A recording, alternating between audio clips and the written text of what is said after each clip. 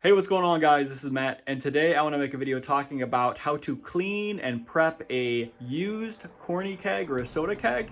I'm pretty much going to go from start to finish, how to disassemble and reassemble a keg and what the proper way to clean and prep a keg for beer.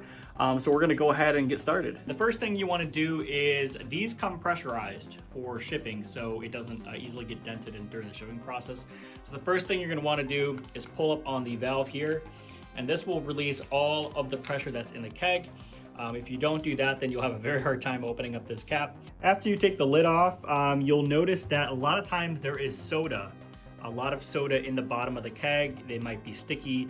This might be sticky. This might be sticky, and that's fine. There's nothing. The soda in the keg and the sticky components, that's not going to hurt the keg or anything like that. And it's completely normal when you buy a used keg that there's leftover soda in the keg. So you're going to go ahead and dump the soda that's in the keg and wash the outside of the keg and the inside of the keg with hot water to flush out a lot of the soda. After we spray it down with hot water and get all the used soda out of the keg, we now need to take apart the keg. And it's pretty simple. There's not a whole lot to do here, but the connections can be pretty sticky depending on the condition of the keg you got. You're gonna need some box wrenches, some 12-point box wrenches. A 7/8 inch will do the trick for you. There are some kegs though that are 11/16 inch that you'll need. For this type of keg, you're really going to need a wrench like this. Since this has the handles on the top, you're really limited to what you can do. So you're going to want to get a wrench and then start loosening these up.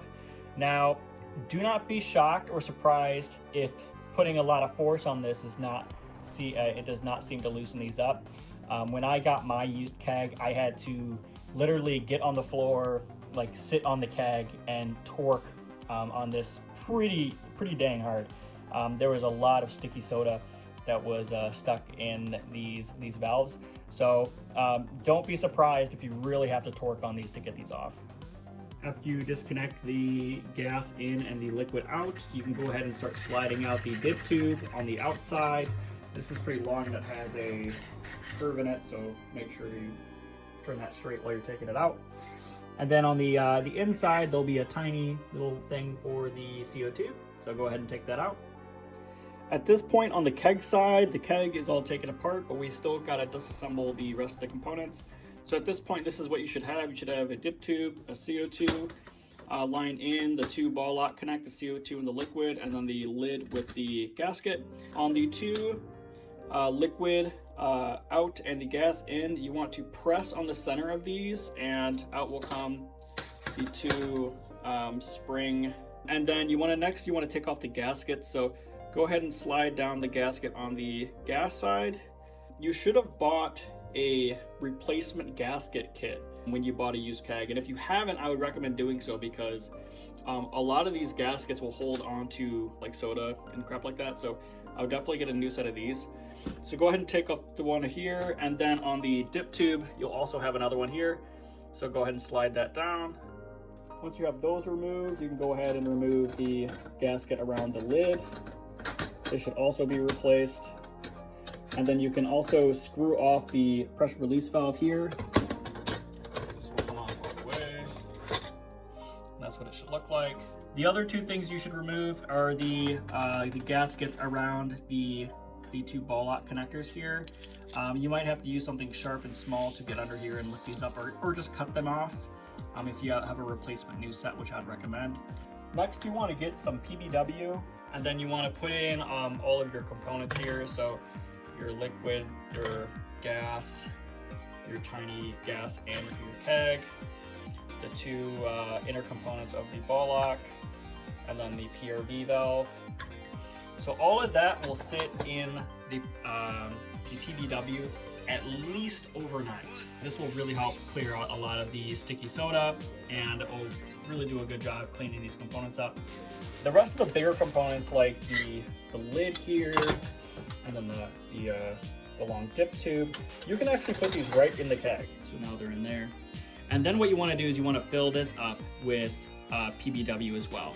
So you're going to also let the PBW in this container sit at least overnight. So it's been 24 hours, and these have been soaking for 24 hours. The keg has also been soaking for 24 hours.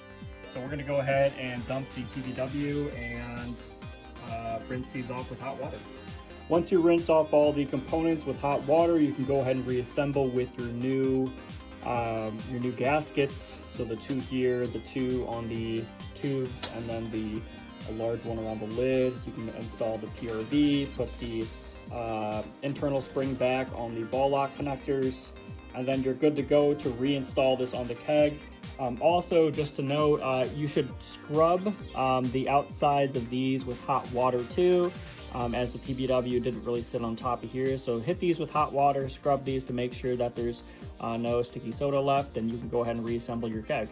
When tightening back on the two ball locks, just make sure that the star bit is the gas, so that will say the inside, and then the one with the hexagon shape will be the out, that will be the liquid side. So the next step we want to do is, since we have it all tightened up, we're going to fill this up with some hot water, shake it around, and just to double check that we got all the PBW cleaner out of the keg as it's assembled. The last thing we got to do is fill this up with some star sand to sanitize the keg. So we're going to go ahead and jump right into that. So we filled the keg up with star sand. We're going to close it up, shake it around, and then what we're going to do is we're going to pressurize this with a little bit of pressure and push some star sand out of the out valve to make sure that the star sand runs through the dip tube. After that point, when you pressurize this for the first time, anytime you take a keg apart, you want to really listen for any hissing or any leaks that you might have. Spray on some soapy water. That will, if it bubbles on any of the joints, that tells you that there's a leak as well. So really listen for any leaks. If there's no leaks, you can empty the star sand out, and you're ready to rack over any beer you want to the keg. So you're pretty much all set to go at this point. But anyway, guys, that really concludes the video. Please make sure to like the video and subscribe to the YouTube channel for more content like this. I hope you guys enjoyed and learned something. If you have any questions about kegging or cleaning kegs, please post them in the comment section below. I check the comments all the time. Anyway, guys, thanks so much for watching, and I'll see you in the next one.